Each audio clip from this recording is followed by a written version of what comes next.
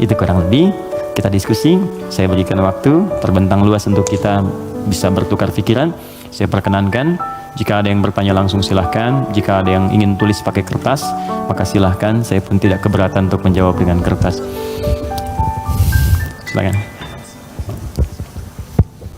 Bismillah. Assalamualaikum warahmatullahi wabarakatuh. Salam. Dua pertanyaan Ustadz. Silakan. Pertama terkait Al-Fatihah. Terkait Surat Al-Fatihah. Oke. Saya ingin bertanya asbabul nuzulnya, kapan diturunkan, bagaimana ceritanya, itu yang pertama. Ya. Yang kedua, di padang mahsyar nanti.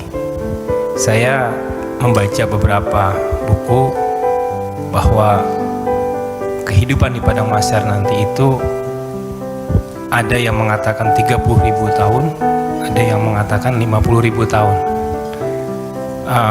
Bagaimana nasib kita itu? Tadi sempat Ustadz kutip sedikit. Saya ingin mendapatkan penjelasan bagi orang-orang mukmin khususnya yang ada di dunia ini, apalagi di zaman yang penuh fitnah ini, yang amannya bagaimana untuk menghadapi nanti itu. Terima kasih. Assalamualaikum warahmatullahi wabarakatuh. Oke. Pertama, asbabun nuzul, sebab turunnya surah Al-Fatihah. Saya berikan sedikit dulu informasi. Jadi ada dua jenis asbab di dalam fikih Islam. Kalau asbab itu terkait dengan turunnya ayat, sebab, asbab itu sebab. Jadi sebab itu bahasa Arab asalnya, diserap ke bahasa Indonesia menjadi sebab. Sebab turunnya Al-Quran disebut asbabun nuzul. Kalau sebab munculnya hadis disebut asbabul wurud. Maksudnya asbabul wurud namanya. Misal, pernah dengar hadis tentang isbal? Isbal itu pakaian yang melebihi mata kaki. Nah, itu apa sebabnya Nabi berkata hadis itu? Sebabnya apa? Nah, sebab namanya asbabul wurud. Dari pengetahuan sebab ini kita akan melihat sebuah kesimpulan hukum. Ya? Baik, sekarang apa sebab turunnya Al-Fatihah? Penting diketahui tidak semua surah dan ayat dalam Al-Quran memiliki sebab asbabun nuzul, sebab turun. Bisa jadi itu sekedar perintah untuk ditunaikan secara langsung. Bisa jadi itu bacaan-bacaan praktek dalam ibadah ketika ibadahnya diperintahkan. Bisa jadi ada sebab turun ketika ada pertanyaan tertentu untuk menyelesaikan sebuah kasus. Al-Fatihah masuk pada bagian yang tidak ada asbabun nuzulnya, tapi menyertai perintah ketika diturunkan. Apa perintahnya? Salat. Diperintah salat ketika diturunkan. Nabi diperintahkan setahun sebelum hijrah, usianya 52 tahun. Jadi usia 53 tahun beliau hijrah kemudian ke kota Yathrib yang kelak menjadi Al-Madinah Al-Munawwarah. 13 tahun berdakwah di kota Mekah. Setelah usia 40 tahun diangkat menjadi Rasul, turunnya surah Al-Alaq. Setelah itu kemudian 12 tahun sebelum hijrah turunlah perintah salat. Saat perintah salat itu diturunkan, mesti ada bacaan yang dibacakan. Maka turunlah kemudian Al-Fatihah di situ. Saat turun di situ kalimatnya Alhamdulillahi Rabbil Alamin Ar-Rahmanir Rahim Maliki Yaumiddin Iyyaka na'budu wa iyyaka nasta'in Ihdinas siratal mustaqim Siratal ladzina an'amta 'alaihim ghairil maghdubi 'alaihim waladdallin. Kemudian setelah turun digunakan dalam salat. Saat hijrah ke Yathrib yang kelak jadi Al-Madinah Al-Munawwarah, tiba-tiba si kecil namanya Abdullah, anak laki-lakinya Abbas paman Nabi, beda 3 tahun usianya dengan Nabi. Abbas, anak laki-laki Ibnun, maka sering disingkat Ibnu Abbas. Ibnu Abbas nama aslinya Abdullah. Ingat teman-teman, saya berikan rumus sedikit ya. Kalau anda belajar hadis menemukan kalimat Ibnu Omar, Ibnu Abbas, itu nama aslinya rata-rata Abdullah. Kenapa dihapuskan nama anaknya dan disebut kemudian nasab ke bapaknya? Untuk memberikan inspirasi kepada orang tua di masa datang bahwa begini cara mendidik anak seperti Nabi mengajarkannya. Jadi kalau anak itu kemudian beramal, orang tua dapat pahalanya. Ya, teman-teman kenal Ibu Umar bin Khattab? Bagus. Oke, baik. Belum ditulis dah kelihatan kenal Umar bin Khattab, luar biasa. Hari ini spesial. Gak apa-apa mas, saya selesaikan. Tang sendiri, ngajar sendiri, nangis sendiri, ngapus sendiri. Jamaah tinggal nanya, lihat masuk surga, enak banget. Masya Allah, surga Firdaus lagi. Udah sih, nggak apa. Udah selesai. Ya. Mudah nantum ke surga juga. Insya Allah. Bercanda ya, mudah-mudahan nyata. Oke, fokus. Di sini, fokus baik-baik. Yuk. Tadi kita katakan Abdullah misalnya, Ibnun itu anak laki-laki, nggak pakai ini, nggak pakai kepala, gini, Ibnun. Disingkat jadi bin. Bin itu anak laki-laki. Ya, dibuang ininya jadi bin, dipindahkan harokatnya ke sini. Jadi asalnya begini, Ibnun. Kasrah itu sesuatu yang pecah kecil, bunyinya lembut, gitu. Ya, makanya perempuan seringkali menggunakan kasrah. Anta, tapi perempuan anti.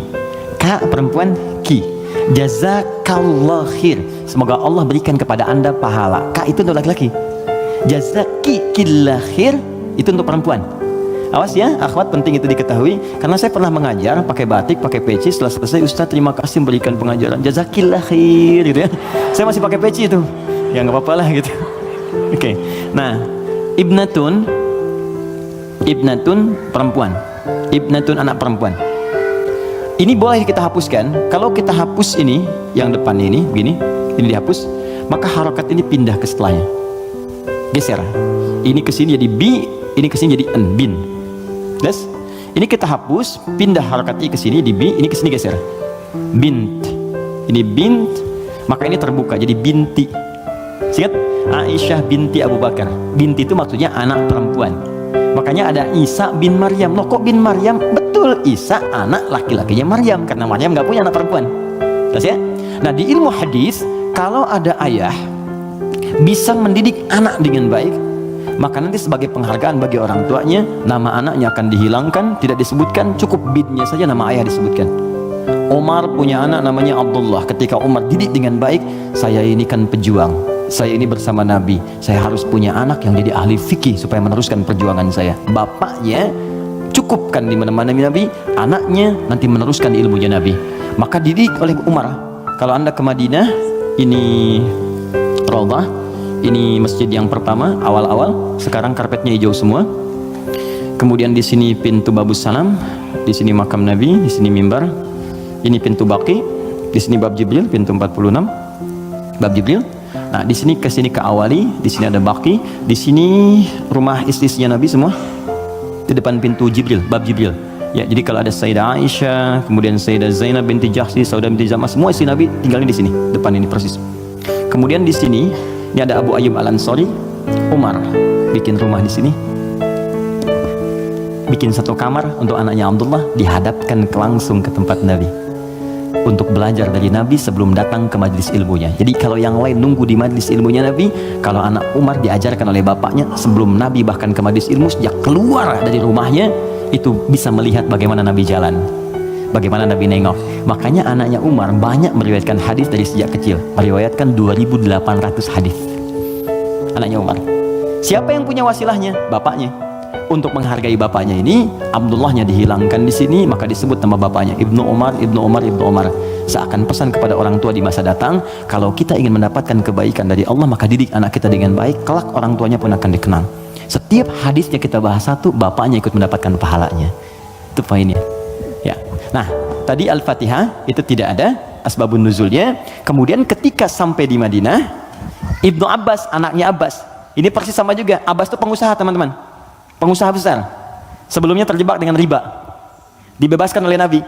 Tinggalkan riba, kata Nabi, dibebaskan. Dan dahsyatnya ketika ribanya ditinggalkan, awal-awal kan turun tuh, setelah itu naik 2 kali lipat dari sebelumnya. Ribanya hilang, omsetnya naik 2 kali lipat.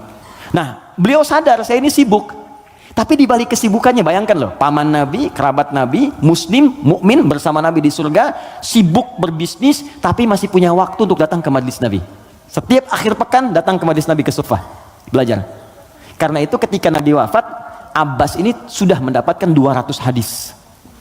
Bayangkan pebisnis hafal hadis 200, itu kan luar biasa. Kalau Quran gampang, hadis itu tak mudah, 200 hadis.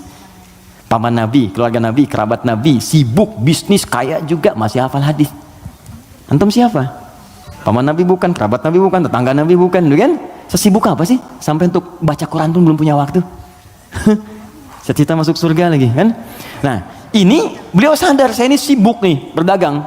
Maka harus ada yang mewarisi ilmu anak saya. Maka anak itu dipetakan, teman-teman begitulah, cucunya atau anaknya, ayo disiapkan. Ini anak pertama Qurannya, anak kedua hadisnya. Nggak apa-apa, kalaupun kelak jadi arsitek yang hafal Quran. Oke? Pengusaha yang ahli hadis, nggak apa-apa, banyak. Dulu biasa begitu, Bu. Teman-teman ikhwan, dulu biasa. Antum kalau temukan kitab namanya Bidayatul Mujtahid, kitab bagus perbandingan fikih. Itu kitab fikih tuh, tapi yang nulis dokter bedah. Ibnu Rushd namanya, di barat dikenal dengan Averroes. Itu nulis kitab fikih, itu biasa dulu tuh, biasa saja. Nah, Abbas ini menginvestasikan anaknya, namanya Abdullah juga, untuk belajar ke majlis Nabi. Jadi setiap bapaknya berangkat titipin. Ketika Nabi wafat, anak ini usia masih 13 tahun. Bapaknya hafal 200 hadis, anaknya hafal 2000 hadis. Dan kalau anak dititipkan di tempat tertentu, maka habit itu akan membentuk dia untuk berperilaku. Tontonan yang dilihat itu jadi karakternya. Kalau dia yang diperlihatkan yang baik-baik, yang keluar baik, diajarkan kata-kata baik, yang keluar baik. Sekarang ada pendekatan bagus, ini share sebentar. Jadi pendekatan Al-Quran sekarang namanya. Ya, saya juga share dengan teman-teman, termasuk di keluarga kami terapkan. Kalau Anda ingin cepat anaknya hafal Quran, maka dia bisa dilatih dan dikondisikan dari sejak awal dengan lingkungan Quran. Misal, lahir dari 0 bulan, ketika lahir itu Anda kondisikan misalnya speaker aktif di rumah. Ya, dalam setiap 1 bulan dia dengar 1 juz. Bacakan aja 1 juz. Setiap 1 bulan, tapi jangan acak ya. Terurut. Misal bulan pertama juz 1, bulan kedua juz 2, pindah terus. Sampai bulan ke-30, usia dia 30 bulan, dia sudah mendengar 30 juz. Dan anak itu sejak mulai dilahirkan, organ pertama yang berfungsi kata Al-Quran, itu pendengarannya. Al-Quran langsung mengatakan, itu pendengarannya. Jadi ketika dia 30 bulan, dia sudah mendengar 30 juz. Itu sepakat dan sudah melalui research di sini, dia hanya butuh 6 bulan untuk menjadi penghafal Quran yang sempurna. Di usia 3 tahun, sudah hafal Quran 30 juz. Ini yang diterapkan orang tuanya Fajar. Beliau pengen bacakan sendiri, begitu dikasih ASI, bacain 1 juz. Begitu usia 3 tahun, kalimat pertama yang keluar di lisannya adalah ayat-ayat Quran. Dipanggil Ustadz untuk mengecek, ternyata Allahu Akbar, 4 tahun sudah 30 juz. Terakhir kami ketemu sedang menghafal tafsir. Dan divonis lumpuh otak. Anda bayangkan, lumpuh otak hafal Quran 30 juz. Dan di mana Anda pada saat ini? Ya, kembali ke sini. Dia bertanya, Mas Primus, apa pertanyaannya? Ya Rasulullah, karena dia terbiasa dengan taklim, jadi dunianya masuk. Ya Rasulullah, kenapa Allah nggak turunkan 1 ayat yang bisa membatasi antara surah satu dengan surah yang lainnya? Karena dulu masih nyambung, Al-Falaq nyambung ke An-Nas, sebelumnya Al-Ikhlas. Jadi orang nggak tahu pembatasnya di mana, walaupun dibacakan oleh Nabi. Maka diturunkanlah kemudian Bismillahirrahmanirrahim. Ya, karena pertanyaan anak kecil itu dijawab kemudian. Ibnu Abbas tuh sering bertanya, turun jawaban. Al-Baqarah 189 itu turun karena pertanyaan Ibnu Abbas. Ya Rasulullah, kok bulan bentuknya robah-robah, kemarin sabit, sekarang setengah, sekarang bulat betul, kenapa begini? Kenapa jadi ahillah turun? Yas'alunaka 'anil ahillah. Masya Allah. Qul hiya mawaqitu lin-nasi wal hajj. Ibnu Abbas yang tanya, turunlah Bismillahirrahmanirrahim. Sejak turun Bismillahirrahmanirrahim itu, maka Nabi membaca Al-Fatihah dengan 3 cara. 1, dibaca penuh dengan bismillahnya, dijaharkan. Bismillahirrahmanirrahim. Alhamdulillahi rabbil alamin. Ar-Rahmanirrahim. Baca. Baik. Ada yang kadang Nabi bacanya silent. Bismillahirrahmanirrahim. Alhamdulillahi rabbil alamin. Ar-Rahmanirrahim. Ada yang kembali ke awal tadi, nggak dibaca sama sekali. Alhamdulillahi rabbil alamin. Ar-Rahmanirrahim. Maliki yaumiddin. Maka dari sini riwayat tersebar, boleh dibaca. Ada yang keempat, rakaat pertama dibaca jahat kata Abu Hurairah, Bismillahirrahmanirrahim. Yang kedua nggak dibaca sama sekali. Ada 70 hadis jumlahnya. Maka disimpulkan oleh para ulama, cara membaca Al-Fatihah disepakati, dituliskan di mushaf Bismillahirrahmanirrahim. Bismillahnya bisa dibaca dengan 4 cara.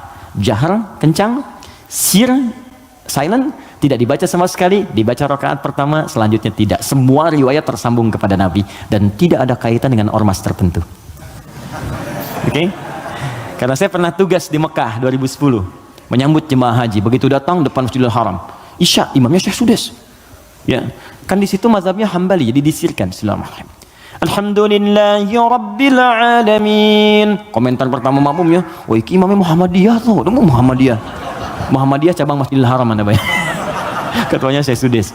Jadi nggak ada hubungan baik NU Muhammadiyah atau yang kita berkomunikasi baik ya, kemudian saling bangun hubungan baik, tapi paham ilmunya. Jadi kesimpulannya tidak ada asbabun nuzul untuk Al-Fatihah, tapi hanya terkait untuk kebutuhan dalam menunaikan ibadah. Tapi kemuliaan fadilahnya diungkapkan kemudian oleh Nabi, dipraktekkan dalam kehidupan dan dirangkum oleh para ulama dalam kitab tafsir. Sampai sini bisa dipahami? Baik, suasana mahsyar. Pertama jawabannya wallahu taala a'lam bis-shawab, karena memang kita belum ke sana. Karena wallahu a'lam itu Allah yang tahu. Maka kita tanyakan kepada Allah, Allah turunkanlah kemudian paparan dalam ayat-ayat Al-Qur'an. Baik. Tentang suasana itu diturunkan satu surah. Surah ke-75. Surah Al-Qiyamah. Persiapannya diturunkan surah Al-Waqi'ah, surah ke-56. Waktu terjadinya diturunkan surah ke-31 ayat 34. Tentang kiamatnya, peristiwanya, persiapannya. Waktunya tidak diketahui, dirahasiakan supaya kita semangat untuk beramal dalam persiapannya. Makanya kalau Nabi ditanya kapan kiamat, Nabi balik tanya persiapan kamu apa ya. Jawaban Nabi, jangan sibuk pikirkan kiamat, sibuk pikirkan amalan dirimu untuk ke situ. Karena kiamat pun dirahasiakan oleh Allah supaya kita semangat untuk beribadah menyambut itu. Dan nggak akan ada umat Nabi Muhammad kemudian hidup saat kiamat, nggak ada. Semua akan diwafatkan yang soleh-soleh. Nggak akan mengalami itu, nggak akan mengalami, semua wafat. Maka turun Quran surah ke-31 ayat 34. Innallaha indahu ilmus sa'ah. Sungguh hanya milik Allah pengetahuan tentang waktu tepatnya terjadi kiamat. Sa'ah. Tuh diksi Al-Quran tuh indah sekali. Kiamat tuh kan di Quran banyak. Malik yaumuddin kiamat. La uqsimu bil yaumil qiyamah, yaumul qiyamah. Yaumul ba'ts, hari kebangkitan. Tapi ketika menunjuk waktu pakai sa'ah. Innallaha indahu ilmus sa'ah. Sa'ah itu kalau sekarang jam. Di jam itu ada menitnya? Ada detiknya? Ada. Bahkan sampai ke menit detiknya hanya Allah yang tahu. Di sini ada 5 hak prerogatif Allah. 5 yang tidak diketahui oleh siapapun, bahkan even itu malaikat. Makanya di hadis Muslim nomor hadis ke-8, malaikat bertanya pada Nabi, mata sa'ah, kapan terjadi kiamat? Kata Nabi, mal mas'ulu anha bi'a'lama minas sa'il. Yang ditanya tidak lebih tahu daripada yang bertanya. Anaknya yang dekat dengan Allah, yang tahu. Nah ini ingin menegaskan, bahkan saya pun malaikat yang paling dekat dengan Allah nggak tahu kapan terjadinya. Apalagi dukun yang kemudian tiba-tiba ada di bumi. Ya? Ahli langit pun nggak tahu masa ahli bumi kemudian tiba-tiba bisa menerawang. Ya, makanya kalau ada yang mengatakan kiamat akan terjadi tanggal sekian, bulan sekian, tahun sekian, udah abaikan aja. Ya itu paling gampang, sudah jauhi. Saya di Garut dulu tahun 99, itu menjelang tanggal 9, bulan 9, tahun 99, tersebar isu akan terjadi kiamat. Sebagian ada yang sepi tuh, sepi di pasar Garut tuh, Tarogong sepi apa. Saya bilang kenapa nggak pada beraktivitas, isu kiamat menyebar.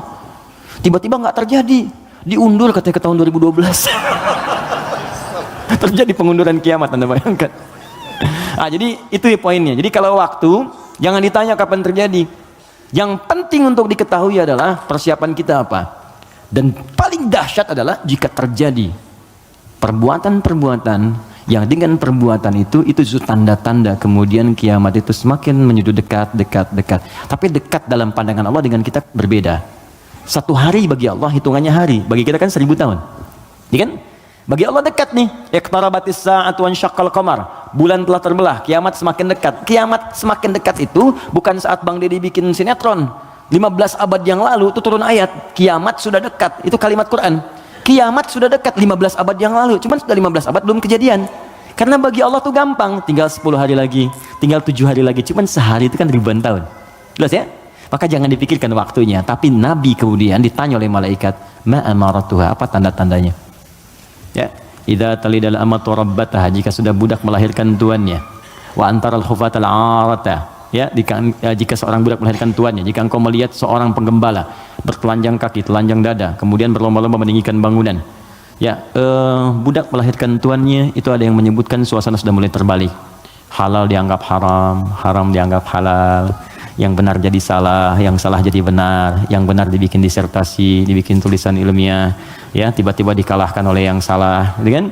Yang salah kemudian menyebar, jadi dianggap biasa. Jika sudah maksiat tingkat yang tinggi dianggap biasa, bukan yang rendah. Zina Itu min sab'il mubiqat, 7 yang menyebabkan kehancuran. Dosanya besar. Zina itu seperti pembunuhan, dosa besar. Makanya kalau ada yang menghalalkan dosa besar, dianggap murtad, keluar dari Islam. Dan dia harus bertaubat.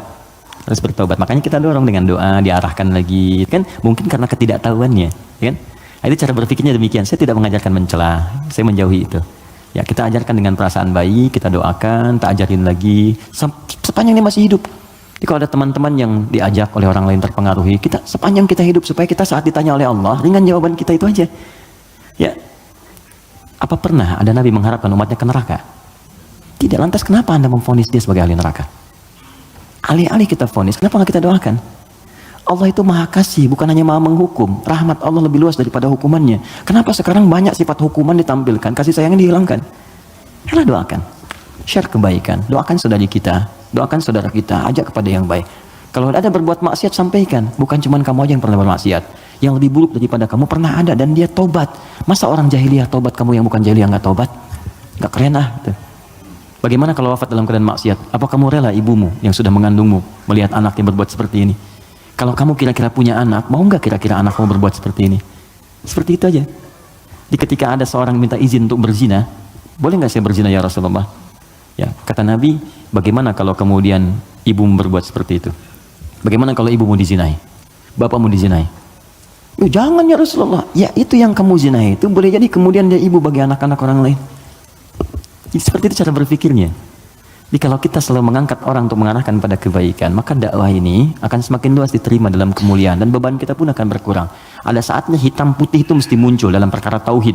Tauhid itu nggak ada abu-abu, hitam putih. Allah Tuhan, yang lain bukan. Selesai. Tapi fikih itu fleksibel untuk memberikan kemudahan. Sholat nggak bisa berdiri, duduk. Nggak bisa duduk, berbaring. Berbaring sulit, bergerak. Bergerak sulit, berkedip kan? Berkedip sulit, disolatkan. Semua ada turunannya. Ya, selesai sampai tuntas. Oke? Jadi waktu tidak ada yang tahu. Suasana disampaikan supaya kita merasakan dahsyatnya itu. Turun surah Al-Qiyamah. La uqsimu biyaumil qiyamah. Quran surah 75. Wa la uqsimu bin nafsil lawwamah. Kata Allah, saya bersumpah kiamat pasti terjadi. Dan saya bersumpah pada saat itu banyak yang menyesal dan mencela dirinya. Lawwamah itu pencela. Mencela, aduh kenapa saya nggak begini, nyesel saya begini. Sama kayak Anda misalnya punya masalah dengan pasangan, Anda marah-marah sama istri. Setelah itu Anda menyesal, ya kenapa saya mesti marah sih? Toh jelaskan, duduk dengan tenang juga bisa. Kenapa saya marah ya, saya menyesal ya Allah. Tapi biasanya pertama setan akan menghambat kita untuk berbicara dulu, ditahan, jadi diam-diaman gitu. Itu begitu tuh caranya. Itu di Quran ada, dan solusinya juga ada. Dan ada penyesalan setelah itu. Sama ke anak juga begitu. Anak berbuat salah terus kita marah ya. Kamu ini kemami nggak ngerti mama ya. Tapi setelah itu ya Allah, kok saya marah sih? Ya, kok saya marah sih gitu kan? Nah itu lawamah namanya. Mencela diri pada sesuatu yang tidak seharusnya terjadi. Hari kiamat lebih banyak lagi. Kenapa dulu saya nggak sholat? Kenapa dulu saya nggak beriman? Kenapa dulu saya begini? Itu kiamat. Dan itu sudah bukan ranah kita lagi. Kata Allah, kalian yang beriman wafat dulu supaya nggak melihat hiruk pikuk orang. Biarkan mereka sibuk menyesali dengan apa yang telah mereka kerjakan. Karena kamu dakwahi, nggak mau beriman juga. Diberikan 5 kali sehari petunjuk dari bangun tidur sampai tidur lagi. Nih Allah nih, syahadatlah, ayo sholat, ayo beramal. Ini Allah nih, Allahu Akbar. Bahasa Arabnya, ya asyhadu an la ilaha illallah. Kan 5 kali kan? Dari bangun tidur sampai tidur lagi. Sepanjang hidup loh, setiap hari. Kurang apa lagi? Kurang apa lagi? Dan lafaz ini, kenapa disebut adzan? Apa artinya adzan? Panggilan. Apa artinya panggilan? Adzan. Saya memanggil kamu kemarin, saya mengadani kamu kemarin. Tidak. Adzan itu panggilan, tapi bukan sekedar panggilan. Adzan itu seakar juga dengan kata uzun, jamaknya adzan, artinya telinga. Kenapa lafaz ini disebut dengan adzan? Karena Allah menjamin lafaz ini satu-satunya lafaz di muka bumi yang terus akan didengar oleh orang yang masih punya pendengaran di telinganya. 24 jam tidak berhenti. Makanya waktu adzan itu bisa berbeda di setiap tempat. Coba lihat, di sini adzan, nanti setelah saya Bintaro adzan, Tanah Kusir adzan, kan? Jakarta adzan, ke Bekasi adzan, sebelumnya ke Bandung, terus 24 jam. Itu Mesir selesai adzan, Libya selesai Tunis adzan, Maroko adzan. Demikian terus 24 jam diperdengarkan supaya kita nggak punya alasan lagi di hadapan Allah Subhanahu wa taala. Makanya orang-orang yang nggak mau beriman sampai dengan kiamat dalam persepsi kita umat Islam, nanti yang beriman diwafatkan dulu supaya kamu nggak capek lagi melihat hiruk-pikuk mereka. Kamu istirahat aja nanti sampai saat hisab selesai. Jadi begitu kiamat terjadi, kacau semuanya. yang sedang disebutkan di surat Abasa itu, ya, bagaimana seorang yang mengandung tiba-tiba bisa keguguran, ya yauma yafirul mar'u min akhi wa ummihi wa abi wa fasilatihi tuwi, ya, wa man fil ardi jami'a. Semua orang nggak akan ingat, Pak. Kata Al-Quran saking dahsyat, jangankan gini ya, maaf, gempa terjadi, apa Anda masih bisa ingat dengan teman-teman ini? Demi Allah saya katakan, gempa goyang dikit udah keluar, lari semua, masing-masing menyelamatkan dirinya. Dalam bahasa Arab sekali gempa disebut zilzal. Kalau digoyang, idza zulzilatil ardu, sekali, ya sekali, kalimatnya sekali, zulzilatil ardu, itu artinya goncangannya menghancurkan yang atas, hancur semua ke bawah. Jelas? Tapi kalau disebutkan 2 kali, kalimat keduanya bentuknya bisa verb, kata kerja, atau juga noun, bisa kata benda, bisa fi'il, awas, bisa isim, kata kerja atau kata benda. Fokus. Kalau kata kerja diulang 2 kali, idza zulzilatil ardu zulzilat. Kalau kata benda untuk menunjukkan suasana hancur semua bendanya, pakai kata benda, zilzal. Idza zulzilatil ardu zilzalaha. Kalau disebutkan 2 kali, itu bukan yang atas hancur ke bawah, tapi yang di bawah naik semua ke atas. Push. Kata Allah, kalau semua orang sudah nggak peduli dan menganggap biasa gempa-gempa dengan skala-skala tinggi yang menghancurkan yang atas hancur ke bawah, sudah nggak peduli, dianggap biasa. Udah jadi berita aja, gempa Ambon sekian, gempa Palu sekian, gempa Aceh sekian, gempa, sudah biasa. Nanti saya akan datangkan gempa yang tidak biasa, yang membuat semua orang baru merasakan apa yang terjadi. Saya naikkan semua yang dibawa ke atas. Wa akhrajatil ardu athqalaha. Baru orang berkata, wa qalal insanu malah. Ini ada apa ya? Ada apa ya? Anda ini dikasih gempa biasa aja, yang biasa, itu semua keluar, lari. Bursa efek keluar, yang di pegawai ini keluar, pekerjaan kantor ini keluar semua karena ketakutan. Nanti mau lari kemana? Karena yang di bawah ini diangkat ke atas semua. Puh. Saat itu kita sudah nggak ada. Karena orang beriman oleh Allah tuh diistirahatkan. Istirahat dulu aja, biar hancur semua dulu.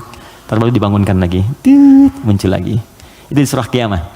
Al-Qiyamah, suasananya di Abasa ada. Terus cara berbekalnya, bukalah kemudian surah Al-Waqi'ah. Makanya sering kita diminta baca Al-Waqi'ah. Kan berurut tuh, 55, 56, 57 kan? 55 apa? Ar-Rahman, kan? Nah, jangan dibaca saat pernikahan aja, ya. Saat lamaran baca Ar-Rahman. Sekarang tuh keren, tapi saya senang, bagus-bagus sekarang pakai Al-Quran, ya. Sampai ada seorang kiai kedatangan 3 orang, ya, untuk melamar putrinya, cantik, bagus, soleha. 3 orang datang melamar, pertanyaan pertama Quran. Anda siapa namanya? Saya Anas, Pak. Bagus, baca surat Anas. Ya bagus katanya. Yang kedua siapa namanya? Saya Torik, Pak. Ya, baca At-Torik. Baca bagus ya. Yang kedua belum disuruh udah pucat tuh. Adik siapa namanya? Saya Imran, Pak. Tapi dia pintar. Tapi panggilan sehari-hari kulhu, Pak. Ya Allah, udah sini. Oke, jelas ya Mas Bima? Oke, jadi baca surat Al-Waqi'ah untuk berbekal. Wa ashabul yamini wa ashabul yamin. Yang pegang tangan di tangan kanannya saat kiamat itu enak banget, tinggal menikmati surganya. Ada yang pertamanya sabiqun, ada yang duluan masuk surga. Tapi mereka golongan sedikit. Jangan diratapi ya sedikit saya nggak masuk. Bukan, masuklah ke dalam golongan sedikit itu.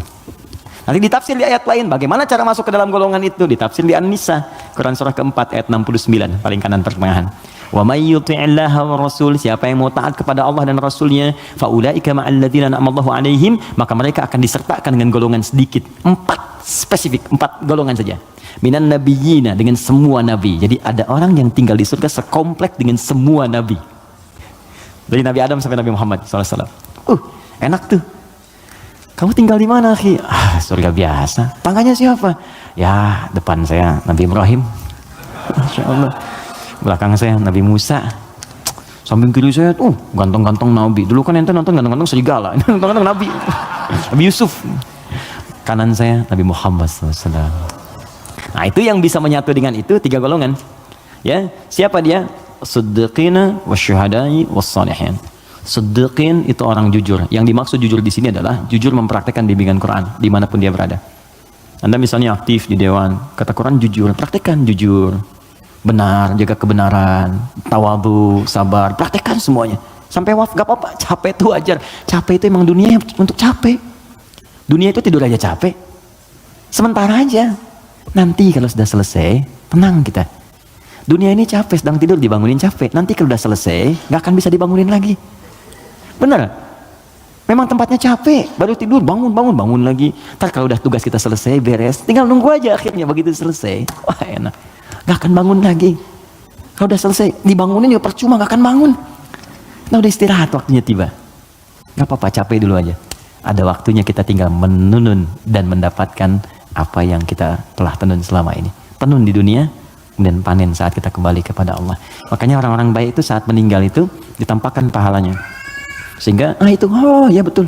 Nah, jadi saat mendapatkan itu, penampakan pahala, tenang dia, nyaman. Karena nyaman itu udah nggak ingat meninggal. Karena nggak ingat itulah perasaannya tenang, seakan-akan tenang, nggak sadar, udah lepas dari rohnya. Itu ada di Quran, di surah ke 89 ya, di 89 di ayat ke-27 sampai 30. Al-Fajr. Ya ayyatuhan nafsul mutmainnah, irji'i ila rabbika radiyatan mardiyah. Hei jiwa yang sedang tenang ya tenang aja, tenang ngelihat pahalanya. Banyak ya Allah, alhamdulillah. Lagi tenang-tenang begini tiba-tiba diambil ya nyawanya. Selesai.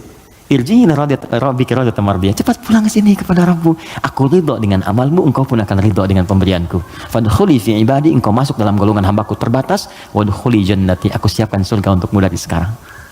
Semoga kita diberikan bagiannya insyaallah.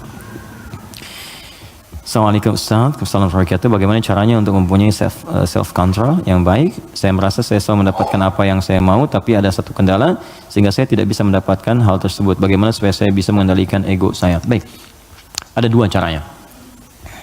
Pertama, Al-Quran menganjurkan untuk merenungkan setiap tindakan yang kita lakukan, akibatnya akan seperti apa. Merenungkan akibat dari sebuah tindakan disebut tadabbur namanya. Dari dabara, sesuatu yang di belakang, tadabbur. Jadi kalau mau berbuat, difikirkan dulu. Ya. Makanya ada kisos di Islam. Kisos itu diturunkan sebetulnya untuk merenungkan. Sebelum berbuat, rasakan hal yang sama saat Anda kemudian mendapati itu. Turunlah Quran surah kedua, Al-Baqarah, dari ayat 178 sampai kemudian ayat ke 182. Sebelum sampai kemudian di ayat 183-nya untuk puasa. Di rangkaian ayat itu Allah menyampaikan ketika Allah buka dengan kalimat kutiba alaikumul qisasu fil qatla, nanti Allah sampaikan walakum fil qisasi hayatun ya ulil albab. Hei orang-orang yang masih punya pikiran, saya turunkan kisos ini sebetulnya supaya kamu merasakan kalau kamu berbuat begitu bagaimana resikonya. Makanya turun, cubit lagi. Kemudian pukul lagi. Kalau ada yang bunuh lagi. Jadi tahu resikonya supaya merasakan kalau punya akibat begitu bagaimana. Di pelajaran pentingnya bukan karena kisosnya, kata Allah itu bisa menjaga nilai kehidupan. Jadi kalau orang tahu kalau mencoba membunuh akan dibunuh lagi, dia gak akan membunuh. Gitu. Kalau orang tahu merasakan rasa kesakitnya dicubit, dia gak akan nyubit. Karena itu kata Quran, bahasa paling damainya adalah pikirkan dulu sebelum berbuat. Apa akibatnya? Nah sekarang coba teman-teman yang egonya nggak bisa dikontrol misalnya kan, coba pikirkan dulu. Kalau kira-kira orang lain menerima perlakuan seperti yang Anda lakukan sekarang, bagaimana rasanya? Anda diperlakukan begitu seperti apa? Istri mau marah sama suami mau marah sama istri, sebelum marah pikirkan dulu, kira-kira kalau saya marah, bagaimana perasaannya? Kalau saya dimarahi, bagaimana rasanya? Itu yang pertama. Kalau itu belum bisa meredakan sedikit, karena memang setan menguasai, maka Nabi berikan jalan. Pertama, fasta'idz billahi minasyaitonir rajim. Istighfar dulu. Minta kepada Allah supaya dijauhkan dari setan. Kalau bahasa doanya, Rabbi inni a'udzubika min hamazatis syayatin wa a'udzubika ay yahdurun. Kalau bahasa kitanya, saya nggak hafal Ustaz bahasa Arabnya, boleh pakai bahasa Indonesia. Ya Allah, mohon lindungi aku dari pengaruh setan sekarang ya Allah. Jangan sampai dia hadir menguasai jiwaku. Ya, kalau belum reda, sedang berdiri, duduk kata Nabi. Duduk belum selesai, berbaring sebentar, pikirkan dulu. Belum tenang, wudu, karena api hanya bisa dipadamkan dengan air. Pelan-pelan. Yang terakhir, kalau belum mempan juga, perhatikan bahasanya, indah sekali. Bagaimana kalau sangat Anda sedang tidak bisa mengontrol ego itu, lalu Anda berbuat maksiat, Anda wafat. Itu aja. Itu rumus di Quran surah ke-67 ayat yang kedua. Walladzi khalaqal mauta wal hayata liyabluwakum ayyukum ahsanu amala. Dialah Allah yang menciptakan kehidupan dan kematian supaya menguji yang masih hidup supaya banyak berbuat baik.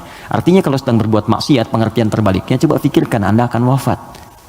Apa enggak enak dicatat di catatan malaikat maut kan? Ya, begitu dicatat meninggal dalam keadaan marah-marah. Enggak enak banget. Terus dibuka lagi di hari kiamat semua orang lihat. Kan enggak enak. ke pengajian tiap pekan, ngaji, sholat, azan lagi, meninggal dalam keadaan marah-marah gitu. Kan gak enak banget dibuka semuanya. Makanya bertobat dari sekarang, sensor. Ya teman-teman kan ada adegan yang nggak baik kan disensor, ya kan?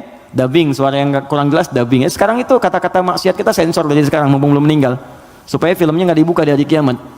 Ya saat hisab kan dibuka semua. May ya'mal mithqala dzarratin khairan yarah, wa may ya'mal mithqala dzarratin syarran yarah. Yang sedikit pun baik akan ditampakkan, yang jelek akan diperlihatkan. Maka yang buruk-buruk kita hilangkan dari sekarang. Wallahu taala a'lam bissawab. Saya ingin bertanya, saya ingin jawab. Jika saya datang sholat berjamaah telat, Ustadz, jika saya datang sholat berjamaah telat, pertanyaan saya, kenapa Anda telat? Orang lain bisa tepat, Anda telat, kenapa? Ayo ya, kita coba sesuaikan. Saat imam sudah mulai bacaan sholat, oke? Satu, ada 3 pertanyaan. Bila imam akan segera ruku, apakah saya boleh baca doa iftitah dulu, lanjut al-fatihah? Gini, ruku itu saya pernah jelaskan, itu seakar dengan kata rakaat, berasal dari kata ruku. Artinya kalau imam sudah mendapatkan ruku ya, Allahu Akbar ruku, lalu Anda ikut ruku. Nah kalau Anda sudah ikut ruku itu artinya Anda dapat 1 rakaat, paham ya? Dapat 1 rakaat. Nah sekarang persoalannya adalah ketika imamnya masih berdiri, terus tahu akan ruku dari bacaan jahar kelihatannya, ya. Walam yakul lahu kufuwan ahad, mau ruku nih, Anda datang takbir Allahu Akbar. Apa yang harus saya lakukan Ustaz? Kalau masih sempat baca Al-Fatihah 3 ayat saja. Bismillah, Alhamdulillah, Ar-Rahmanir-Rahim. Langsung ke Al-Fatihah. Lewati iftitahnya. Langsung. Bismillahirrahmanirrahim, Alhamdulillah Rabbil Alamin, Ar-Rahmanir-Rahim. Langsung takbir, lagi kemudian ruku, ikuti imam. Itu sah. Kenapa? Karena ukuran surah dalam Al-Quran yang paling pendek itu 3 ayat. Al-Kautsar. Inna a'tainakal kautsar fasalli rabbika inna syani'aka huwal abtar. Mengambil ukuran terpendek. Jadi kalau kita bacakan 3 ayat di Al-Fatihah ini sudah cukup, langsung ruku. Tapi kalau imamnya ruku, Anda datang, maka itu sudah selesai. Maka Anda langsung takbir, Allahu Akbar, langsung ruku. Contoh, boleh? Depan. Bismillah. Silahkan di sini menghadap ke sebelah sini saja, biar netral sedikit. Sebelah sana. Ruku, Mas Dimas, mohon izin. Ini ruku ya. Saat ruku ini, mohon izin, boleh? Ya, antum, bukan yang belakang. Bismillah. Jangan begini, sedang ruku. Imam, maju sedikit Mas. Mohon izin luruskan ya dengan meja ke sini. Ini datang terlambat misalnya kan? Masbuk. Kenapa terlambat? Yang lain kan bisa pas gitu. Anda harus terlambat. Jangan diulang lagi ya. Nggak baik seperti itu ya. Sini. Oke, ini sudah ruku, fokus, ini datang, maka cukup takbir, Allahu Akbar. Oke, langsung ruku, Allahu Akbar, ikut ruku ya, dan nggak usah baca Al-Fatihah lagi, langsung ruku. Baik, cukup, mohon izin, maaf. Nah ini dalilnya ini hadis Nabi SAW, innama ju'ilal imamu liyutamma bihi. Sungguh imam dijadikan untuk diikuti, faqira'atul imam qira'atul makmum. Kalau Anda nggak bisa menjangkau bacaan imam karena imam sudah masuk ke rakaatnya berikutnya, ruku, maka bacaan imam sudah mewakili makmumnya. Jelas? Tapi jangan sengaja menunggu imam ruku. Belum ruku, masih panjang, tenang aja. Minum, begitu ruku. Allahu Akbar, lumayan. Nah ini nggak tepat ya, silakan. Syukran, makasih, mohon maaf ya. Paham ya? Nah, ini bagian pertama. Jadi itu 1, oke, 2. Atau saya langsung baca Al-Fatihah dan mengikuti imam ruku, sudah selesai saya jawab. Bila saya baca Al-Fatihah menyebabkan saya tertinggal ruku, apakah saya tidak usah membaca dan langsung mengikuti imam ruku? Bila seperti itu, apakah saya harus menambah rakaat di akhir karena saya baca Al-Fatihah? Karena ada yang bilang kalau berjamaah Al-Fatihah ditanggung imam. Oke, saya sudah jelaskan semua ya. Ya, pertanyaannya sudah selesai, sudah saya jelaskan keseluruhannya. Ada yang lain? Baik. Assalamualaikum Ustaz. Waalaikumsalam warahmatullahi wabarakatuh. Ini belum saya baca. Jika kita berobat ke tempat semacam Pak Haji, mungkin Anda, bukan kita. Saya tidak ikut. Oke. Jika Anda berobat ke tempat semacam Pak Haji yang orang sebut, lalu Anda dikasih obatnya, air minum, yang doakan, apakah itu masuk syirik atau bagaimana Ustaz? Mohon pencerahannya. Tergantung. Jika Anda minta doa, tabarruk dengan doa itu, wasilah, supaya mohon berdoa, didoakan kepada Allah. Anda bisa berdoa sendiri, minta, ya, dan bisa saling mendoakan. Nabi kadang saling mendoakan dengan sahabat, doakan. Bahkan Nabi minta dibacakan oleh Abdullah bin Mas'ud Al-Quran. Abdullah bin Mas'ud datang sini, coba bacakan surat ini. Kata Abdullah bin Mas'ud, ya Rasulullah, Anda kan yang Nabi, tapi saya ingin mendengar bacaanmu. Sesama sahabat saling mendoakan, biasa saling ketemu, doakan, itu biasa. Dan boleh, adabnya boleh. Anda ketemu ulama, minta doa. Dulu kami begitu, bertemu ulama minta doa, Syekh doakan kami, doa kami. Sekarang agak beda, orang ketemu Ustaz minta foto. Ketemu ulama minta selfie deh.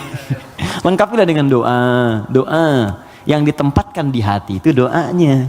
Ya, doanya minta doa kebaikan. Nah, boleh Anda silahkan kalau datang.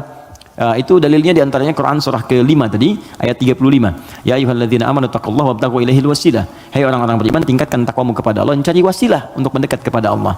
Apa diantaranya? Kisah yang paling tepat untuk menjawab ini adalah tentang Al-Fatihah itu. Jadi ada seorang yang sakit tadi, ya, kepala suku di Arab, sakit kemudian zaman itu, lalu dia minta kepada para sahabat, ngutus ajudannya, ya, untuk bertanya, ada nggak yang bisa menyembuhkan? Kata sahabat, Allah yang sembuhkan. Datang didoakan dengan baca Al-Fatihah. Itu kan paling gampang. Ketika didoakan itu dengan baca Al-Fatihah, sembuh. Saat sembuh itu dikasihlah kemudian kambing beberapa ekor. Takut, dibawalah kepada Nabi. Ini indah sekali. Dilaporkan kepada Nabi karena takut kambing itu gratifikasi. Tuh, ini bagus sekali. Jadi takut nih, saya takut salah nih, dibawa ke Nabi. Nabi, tadi ada orang sakit, terus minta bantuan. Saya ingat ajaran Anda, baca Al-Fatihah, saya bacakan. Habis itu dikasih kambing begini. Nabi langsung senyum, ketawa, tabassama dhahikan. Gitu kan? Kurang lebih. Kata Nabi, tahu dari mana engkau Al-Fatihah bisa punya manfaat seperti itu? Maka kata Nabi, bagikan kambingnya, coba berikan aku bagiannya. Maksudnya Nabi, yuk kita nikmati sama-sama itu. Silakan kita nikmati, syukur kepada Allah Subhanahu wa taala. Ini artinya dalil yang membolehkan kita datang minta doa misalnya. Ya, ke orang soleh, ulama. Tapi syaratnya kita pun berdoa dulu, minta sama Allah. Minta. Lalu Allah lebih senang kita minta kepada Allah dengan bahasa hati kita. Setelah itu kita berwasilah minta pada orang soleh yang baik, minta kebaikan, lalu dia doakan kepada kita semua. Jelas sampai sini? Baik. Kalau ada yang khusus semacam tertentu, ada pengaruh jin atau apa, biasanya dia diangkat tuh, mengangkat sesuatu yang bukan dari tempatnya. Ini bukan dari tempatnya, saya angkat, ini spidol, tempatnya bukan dalam gelas, lalu saya angkat. Jin tempatnya bukan di tubuh kita angkat. Bahasa Arabnya raka, ya, raka atau raka yaraki tarqiyatan wa ruqyatan, maka disebut ruqyah namanya. Terus ya, ada ruqyah itu macam-macam, ada yang dengan bacaan saja, ada yang dengan air misalnya, air terus diminum, ya. Ada yang dulu ruqyah terkenal sekali, orang soleh, dia sakit, punya anak sakitnya lumpuh semua. Nah begitu lumpuh, ini orangnya baik sekali, kesolehannya nampak pada prasangka baiknya. Jadi semua yang datang prasangka baik aja. Malam-malam, Bu, bayangkan ada perampok datang tengah malam. Ini kisah ini sangat populer sekali. Perampok serombongan datang ke rumahnya. Karena prasangka baik ini dikira mujahid fisabilillah mampir. Dulu kan bukan kayak kita sekarang kan, rombongan mujahid dengan ini kan nggak kelihatan tuh. Malam-malam datang dikira mujahid. Begitu dibuka pintu, oh ahlan wa sahlan mujahid, masya Allah, silahkan masuk. Bayangkan perampok disuruh masuk. Disebut mujahid fisabilillah, datang. Akhirnya apa yang terjadi? Silahkan, duduk dulu, istirahat dulu, mandi dulu. Dimintalah berwudu semua. Tolong para mujahid silahkan berwudu dulu. Ya, wudu. Supaya apa? Salah satunya, ternyata di bawah keran itu dia simpan bejana untuk menampung air wudu mereka. Ini kisah nyata, benar terjadi. Jadi bukan rekaan, ini kisah nyata sampai riwayat kepada kita dan valid riwayatnya. Jadi orang-orang salaf dulu. Di begitu air wudunya tumpah ke situ, dan dia melihat orang-orang perampok tadi, kok ada anak ini nggak bangun. Ya kata mereka ke bapak tadi, ini siapa? Ini anak saya, dia kena lumpuh katanya. Oh gitu, udah duduk, dijamu dengan makan semua. Udah rapi, suruh wudu, makan, pulanglah mereka. Nah, begitu pulang, ini yang menarik. Beberapa pekan kemudian datang lagi. Dibuka lagi mujahid, katanya masya Allah. Yang buka siapa? Yang buka anak yang lumpuh tadi. Buka langsung, kaget loh. Kemarin kan lumpuh dia, sekarang bisa buka katanya kan. Lalu bapaknya keluar nyambut lagi, mujahid, masya Allah. Kami meraih keberkahan dari jihad Anda, Anda bayangkan. Karena positive thinkingnya. Bertanya, ini kenapa bisa sembuh? Air wudhu, masih ingat gak air wudhu yang pernah engkau pakai itu dalam wudhu itu? Saya mandikan kepada anak saya, dengan izin Allah sembuh dia. Perhatikan ketika seorang berprasangka baik kepada Allah Subhanahu wa taala akan berubah segalanya. Lalu perampok tadi kemudian terjatuh semuanya, nangis tersungkur, sujud di hadapan Allah Subhanahu wa taala, nangis tobat di situ. Sebetulnya kami bukan mujahid, kami perampok katanya. Dan sebagainya. Tobat. Jadi bayangkan hanya dengan wasilah anak yang lumpuh dalam keadaan tadi dia menjadi mulia seluruhnya. Ya. Tapi ingat Syekh Hashim Muhammad Hashim bin Asy'ari Hadratus Syekh pendiri Nahdlatul Ulama. Beliau mendirikan NU tanggal 31 Januari ya 1926. Itu beliau dirikan NU, punya kitab 19 kitab. Di kitab kedua namanya Risalah Ahlus Sunnah wal Jamaah. Di halaman yang ke-12 paling kiri sebelah bawah. Ya, itu beliau sampaikan begini. Hati-hati. Wa minhum al-abahiyuna, hati-hati ada aliran yang menyimpang di tanah Jawa. Itu diungkapkan di tahun 1333 Hijrah. Sekarang 1431. Sudah berapa tahun? Ya kurang lebih 100 tahun lah ya. Kurang lebih 100 tahun. Kata beliau, ada aliran Abahiyun. Siapa itu? Tokohnya itu ahli zikir. Zikir. Tapi cara zikirnya melahirkan kesimpulan yang menyimpang. Apa kesimpulannya? Kalau sudah dekat dengan Allah, fala yantabiqu alaina al-amru wan nahyu. Karena sudah merasa dekat dengan Allah dengan zikirnya, maka sudah tidak berlaku lagi perintah dan larangan. Di sholat sudah nggak berlaku lagi karena sholat itu masih latihan. Kalau zikir sudah dekat dengan Allah, nggak usah sholat lagi. Maka kalau Anda menemukan yang seperti ini, kata beliau, jauhi, karena itu mengajak pada kesesatan. Anda datang tiba-tiba, ya mungkin panggilannya kiai gitu kan, ya pakai jubah lebih lebar daripada Batman, kadang-kadang kan tertukar lah sekarang atribut kiai dengan dukun itu disama-samain dan susah gitu kan. Pakai datang Anda konsultasi, nanya, Anda nggak tahu, karena nggak tahu itu, tiba-tiba waktu zuhur tiba, Allahu Akbar Anda tanya, Pak Yai kok nggak sholat dulu kita? Ada ini, kalau Pak Yai fisiknya di sini, rohnya sedang sholat. Kalau yang seperti itu tandanya dukun, tinggalkan, jauhi. Ya, kata beliau disebut sesat, kata beliau ya. Ada kawan kami titip pertanyaan, baik titipkan jawaban kepada beliau.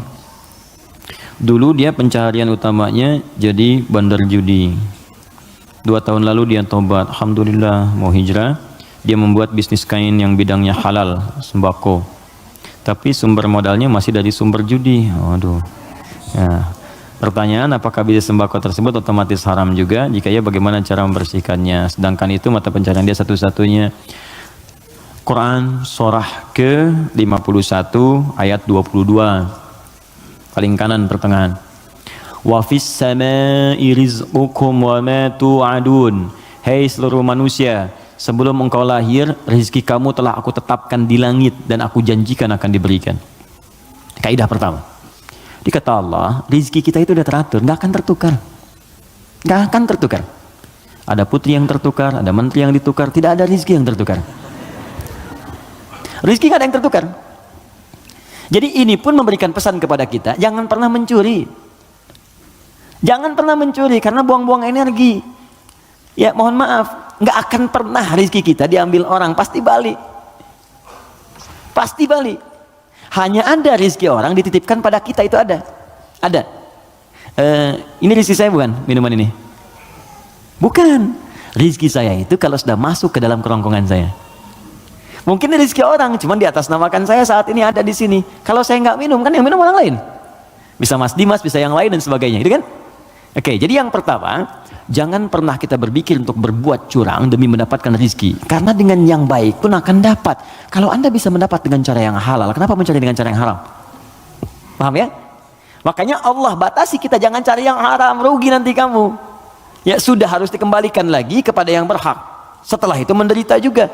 Coba bayangkan, bukankah kalau ada orang yang korupsi, ketahuan, ditangkap dia, dikembalikan lagi kemudian apa yang dia dapatkan? Kena TPPU, ya tindak pidana pencucian uang, diambil semua kan? Itu saking sayangnya Allah, jangan menyebar rezeki yang haram, ambil semua, ambil semua, ambil semua. Bahkan yang telah diinvestasikan pun tarik lagi, tarik lagi.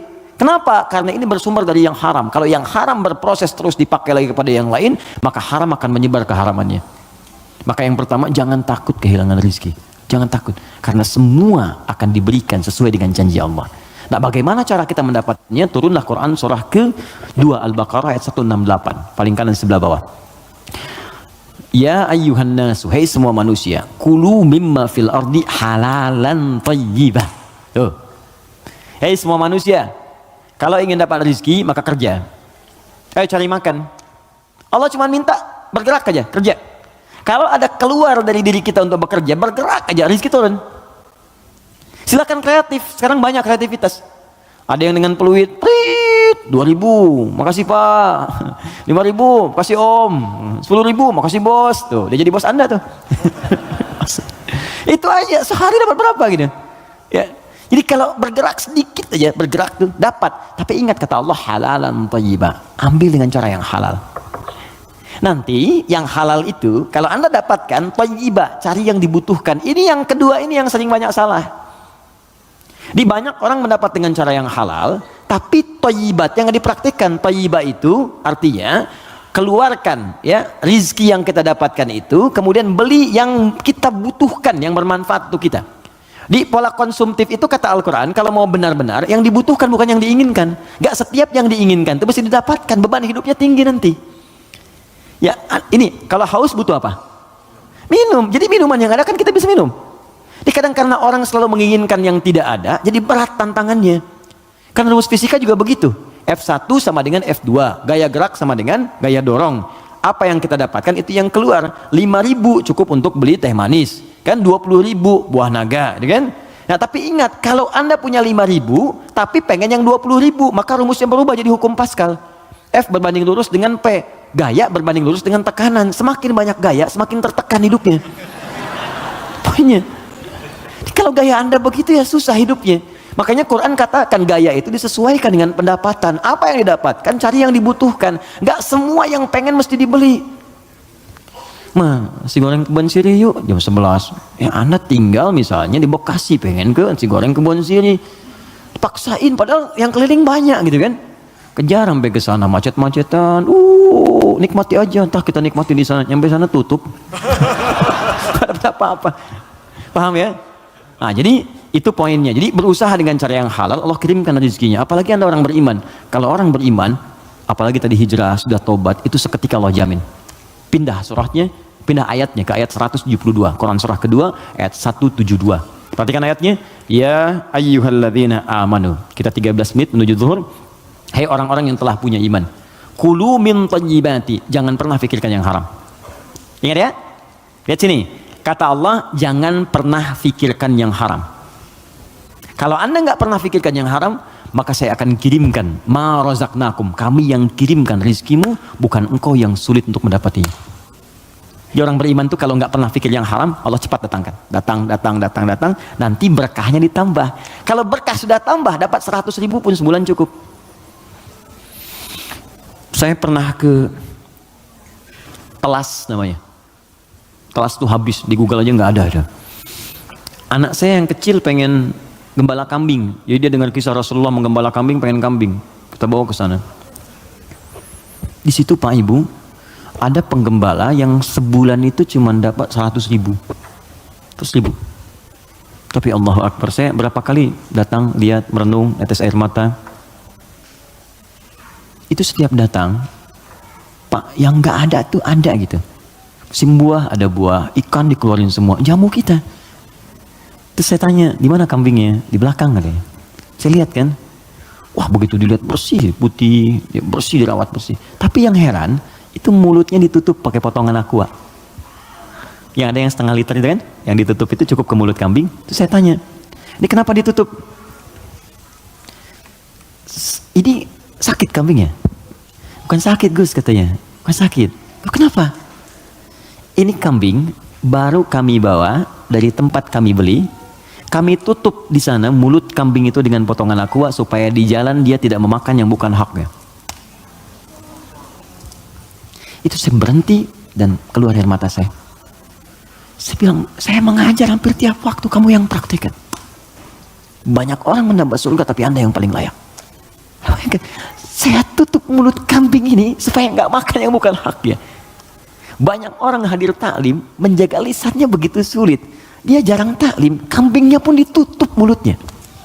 Untuk tidak makan yang haram. Makanya rezekinya Allah kirimkan. Banyak 100.000 gitu. Gak pernah mengeluh ceria gini. Ada lagi orang penghafal Quran. Wah itu dahsyat itu juga. Jadi kalau Anda kunjungi, istrinya akan berkata, Alhamdulillah ya Allah Ustaz, Allah tuh baik sekali. Abi diberi rezeki banyak banget. Banyak tuh sebulan dapat 500.000. Banyak banget.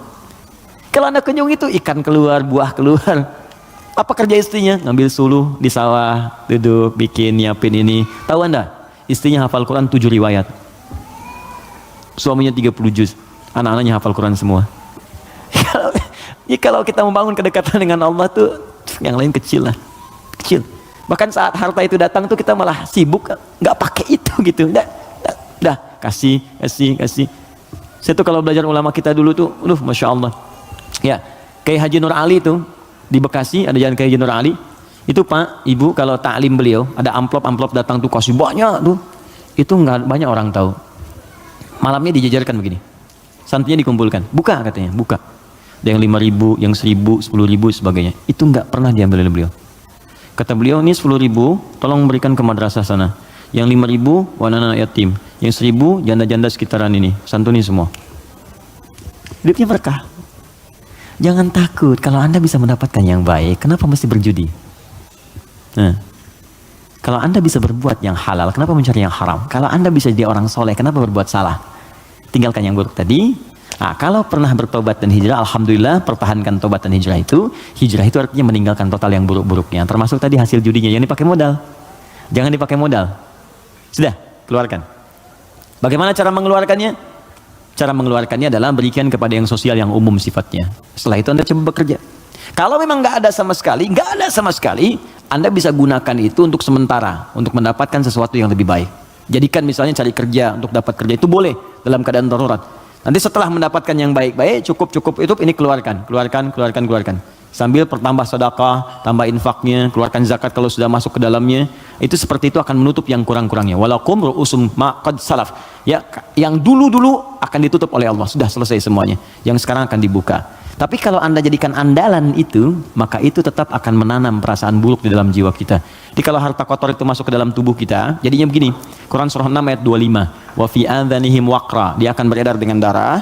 Kalau masuk ke telinga jadi daging, dia akan menutup sumber kebaikan. Kalau ke mata, awas. Wa ala absarihim ghishawah, akan menjadi penghalang. Nanti kalau masuk ke dalam tubuh kita, fi qulubihim marad, ada penyakit, maka lengkaplah khatamallahu ala qulubihim wa ala sam'ihim wa ala absarihim ghishawah. Kalau dimakan oleh keluarga, maka jadi bara neraka nantinya. Andanya mungkin merasa biasa, anak-anak mulai sulit diingatkan sholat, mulai sulit baca Al-Quran, mulai sulit menghafal dan sebagainya. Maka saran saya, kita doakan, kemudian kita support, jangan jadi cerita. Siapa teman kita itu yang konsultasi kepada kita? Doakan, Anda apa support, makanya persaudarakan. Saya tuh bingung, orang Islam sekarang hidupnya masing-masing, kenapa sih?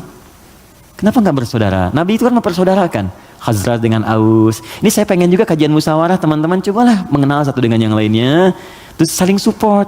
Anda punya program apa? Support. Bisnis apa? Endorsein, barangin. Itu kenikmatannya itu terasa. Jangan takut rezeki Anda diambil, nggak akan tertukar. Nggak akan tertukar. Jadi semuanya akan mendapatkan bagiannya masing-masing, nggak usah takut. Nggak usah takut.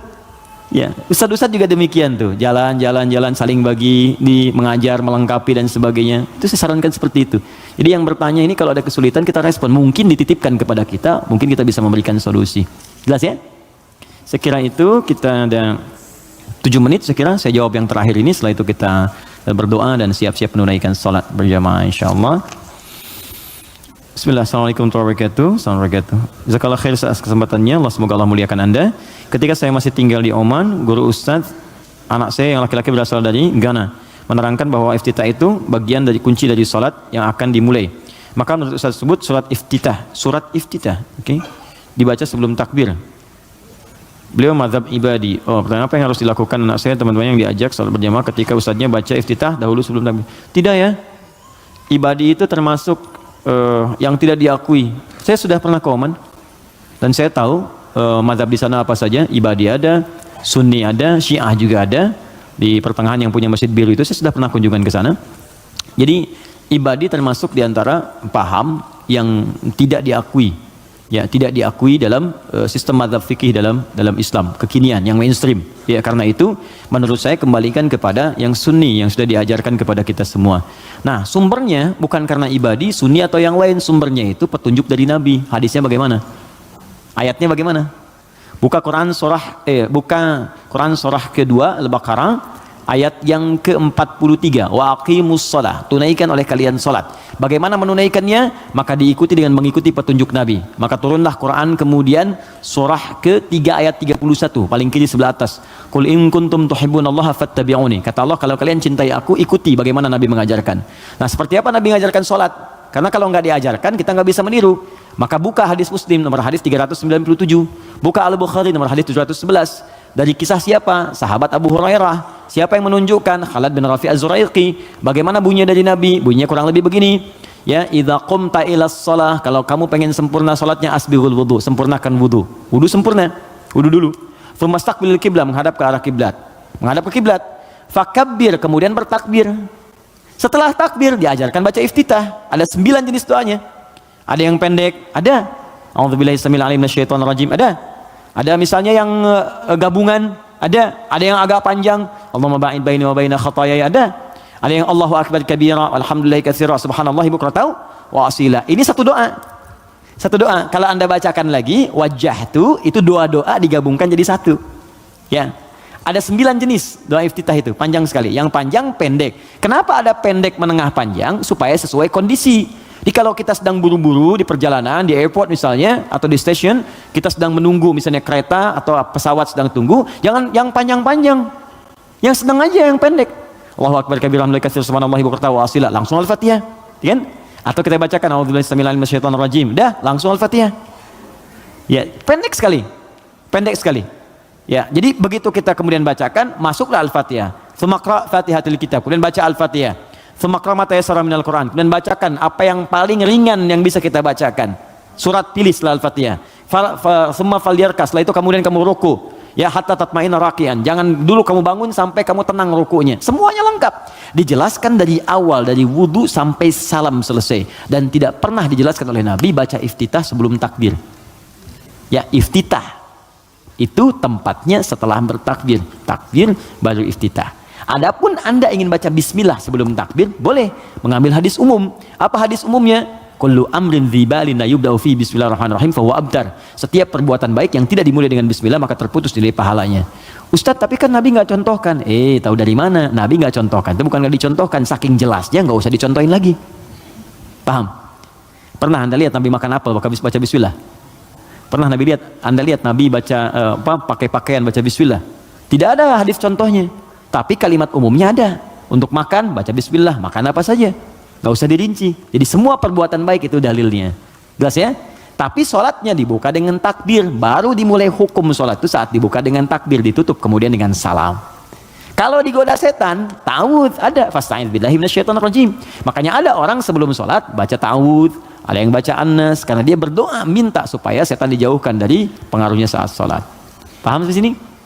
Baik ya, saya kira seperti itu yang kami terangkan, semoga ada manfaatnya. Kalau apa yang saya sampaikan ada benarnya, itu hanya titipan saja dari Allah untuk diamalkan. Tapi kalau salah, berarti memang mutlak dari kekurangan ilmu yang Allah titipkan kepada saya. Anda bisa share kembali dengan ustadz-ustadz yang lain, belajar dengan mereka, dan dapatkan nilai-nilai kebaikan yang kiranya bisa menambah wawasan kita semua. Pesan saya, jangan saling mencela, jangan saling merendahkan, belajar yang baik, saling tolong-menolong dalam kebaikan, bersahabat yang baik. Mungkin itu yang bisa memberikan hidayah dalam hidup kita.